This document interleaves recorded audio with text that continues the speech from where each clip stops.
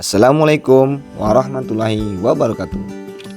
Adik-adik, hari ini kita akan membahas tentang hukum halal dan haram.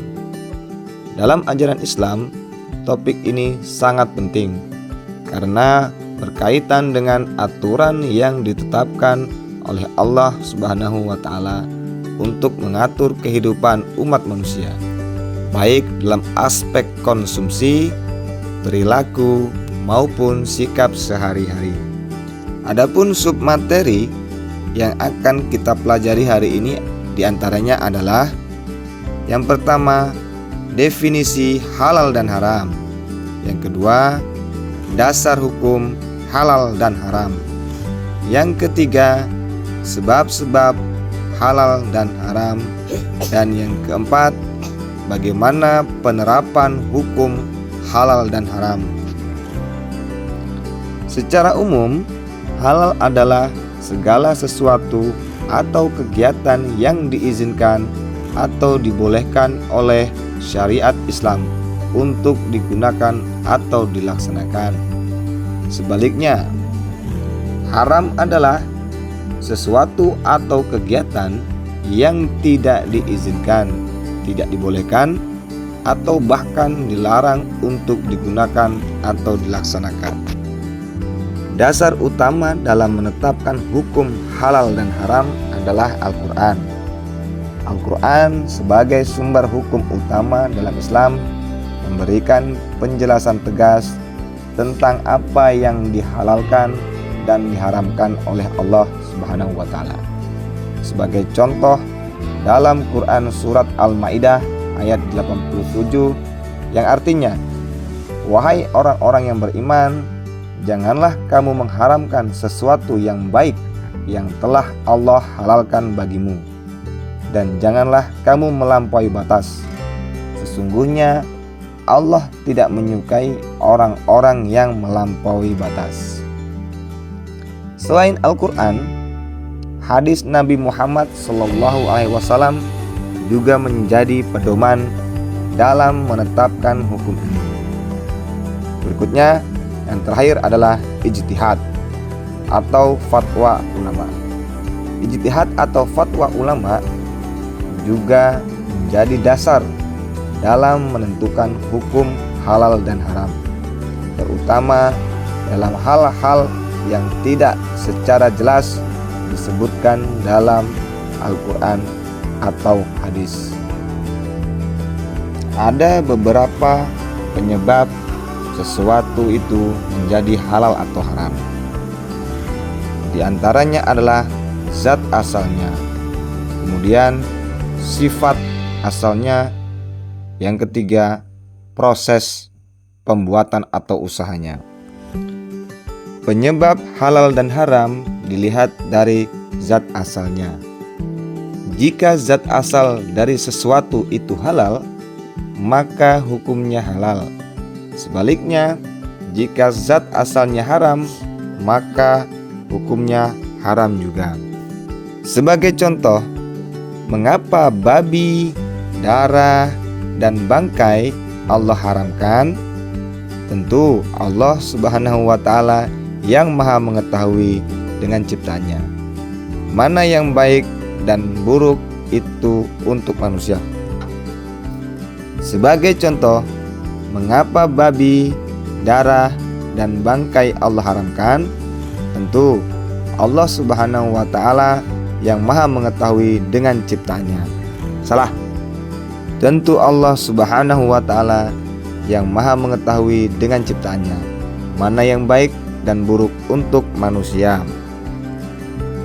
Allah melarang tentu karena Dia sayang kepada kita. Apabila setetes benda haram bercampur dengan benda yang halal, maka semuanya akan menjadi haram. Penyebab berikutnya yaitu sifat asalnya. Sebuah tindakan bisa dinilai halal atau haram tergantung pada sifat perbuatannya. Perbuatan dan sikap yang sifatnya buruk, jahat, judi, atau syirik diharamkan oleh Allah. Semua yang dilakukan bersifat buruk, jahat, judi, atau syirik, walaupun dengan niat, cara, dan hasil sebagus apapun, tetap haram. Dan penyebab yang terakhir adalah proses pembuatan atau usahanya. Halal atau haramnya sesuatu bisa disebabkan oleh prosesnya. Proses pembuatan, pengerjaan, atau cara mendapatkannya akan menentukan hasilnya halal atau haram. Kecuali sesuatu yang asal zat dan sifatnya haram tidak bisa berubah menjadi halal, walaupun prosesnya bagus dan benar. Contohnya, makanan yang awalnya halal bisa menjadi haram jika proses pengolahannya terkontaminasi atau tercampur dengan bahan-bahan yang haram. Nah, bagaimana penerapan hukum halal dan haram? Ilmu tentang halal dan haram tidak akan bermanfaat jika tidak diterapkan dalam kehidupan sehari-hari. Oleh karena itu, kita harus menerapkan hukum ini dalam sikap, perilaku, dan konsumsi kita sehari-hari. Penerapan dalam sikap. Kita harus mulai membiasakan penerapan halal dan haram. Mulailah dari sikap mengakui dan meyakini bahwa hukum halal dan haram ditetapkan oleh Allah untuk kemaslahatan seluruh makhluk. Selanjutnya, penerapan dalam perilaku.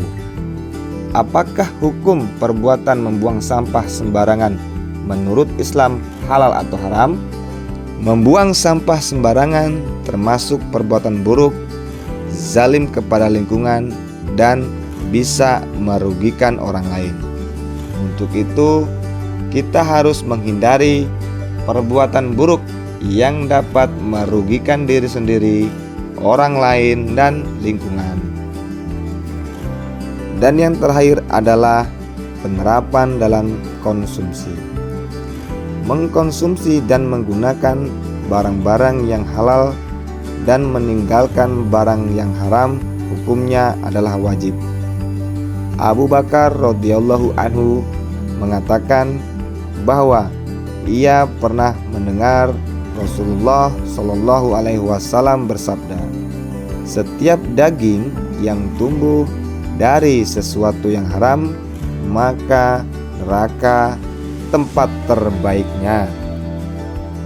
Demikianlah penjelasan singkat mengenai hukum halal dan haram. Sebagai penutup, mari kita selalu berhati-hati dalam setiap tindakan kita, baik dalam memilih makanan, minuman, maupun dalam berperilaku, agar selalu berada dalam batasan yang telah ditetapkan oleh syariat Islam. Sekian dan terima kasih. Wassalamualaikum warahmatullahi wabarakatuh.